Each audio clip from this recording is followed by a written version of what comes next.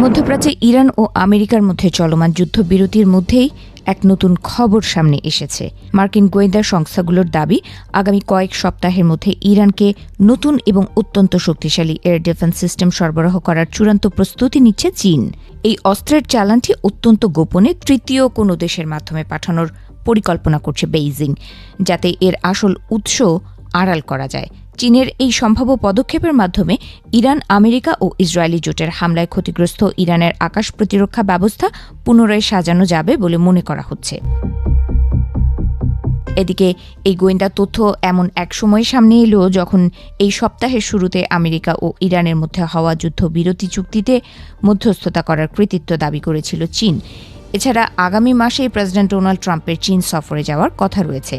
ফলে ইরানকে নতুন এবং অত্যন্ত শক্তিশালী এয়ার ডিফেন্স সিস্টেম সরবরাহের বিষয়টি ট্রাম্পের চীন সফরের দুই পক্ষের মধ্যে ভুল বোঝাবুঝির সূত্রপাত ঘটাতে পারে বলে মনে করছেন অনেকে।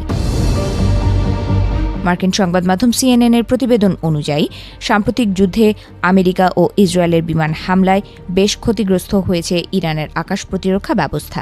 এই পরিস্থিতিতে ইরানের এয়ার ডিফেন্স সিস্টেম পুনর্গঠনে এগিয়ে এসেছে চীন।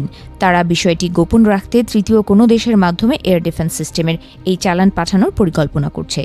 এই সিস্টেমে মূলত ম্যান প্যাডস বা কাঁধে রেখে চালানো যায় এমন বিমান বিধ্বংসী মিসাইল থাকবে। 5 সপ্তাহের এই যুদ্ধে আমেরিকার নিচ দিয়ে ওড়া বিমানগুলোর জন্য এই মিসাইলগুলো ছিল সবচাইতে বড় হুমকি। যুদ্ধবিরতি ভেঙে গেলেও এগুলো আবারও মার্কিন বাহিনীর জন্য বিপজ্জনক হয়ে উঠতে পারে। এদিকে এই গোয়েন্দা তথ্যকে অসত্য বলে দাবি করেছেন ওয়াশিংটনে অবস্থিত চীনা দূতাবাস।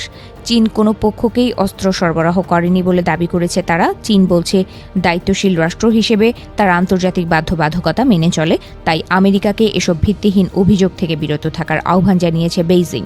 গত সপ্তাহে ইরানের আকাশে আমেরিকার একটি F-15 যুদ্ধবিমান ভূপাতিত হয়। গত সোমবার এক সংবাদ সম্মেলনে ট্রাম্প ইঙ্গিত দিয়েছিলেন যে বিমানটিকে একটি কাঁধে রাখা মিসাইল দিয়ে আঘাত করা হয়েছিল।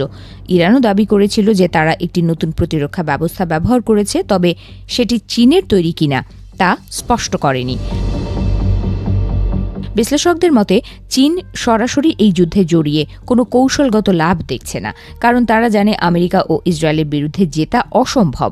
এর পরিবর্তে বেইজিং ইরানের সঙ্গে তাদের বন্ধুত্বের ভারসাম্য বজায় রাখতে চায়, কারণ ইরানের তেলের ওপর চীন অনেকটাই নির্ভরশীল। তারা বাইরে নিরপেক্ষ থেকে গোপনে ইরানকে প্রতিরক্ষা সরঞ্জাম দিয়ে সাহায্য করছে, যাতে যুদ্ধ শেষে তারা নিজেদের নির্দোষ দাবি করতে পারে। রাশিয়ার মতো সরাসরি গোয়েন্দা তথ্য শেয়ার না করে চীন একে প্রতিরক্ষামূলক সহায়তা হিসেবে তুলে ধরার চেষ্টা করতে পারে বলে মনে করছেন অনেক বিশ্লেষক।